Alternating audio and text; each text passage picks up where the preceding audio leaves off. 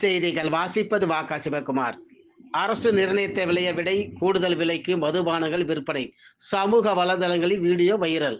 கடலூர் மாவட்டம் சிதம்பரம் பேருந்து நிலையம் அருகே உள்ள அரசு டாஸ்மாக் கடைகளில் மதுபானங்களை கூடுதல் விலைக்கு விற்பனை செய்வதாக மது பிரியர்கள் புகார் தெரிவித்து வந்த நிலையில் தற்போது சமூக வலைதளங்களில் வீடியோ வெளியாகி உள்ளது.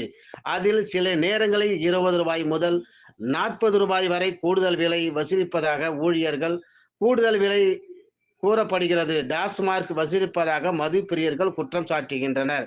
மேலும் அந்த கடையில் சம்பந்தமில்லாத வெளிநாட்டு நபர்கள் வேலை செய்து வருவதாகவும் மது பிரியர்கள் கூறி வருகின்றனர். இது குறித்து வீடியோ கடந்த சில நாட்களாக சமூக வலைதளங்களில் வைரலாகி வருகிறது.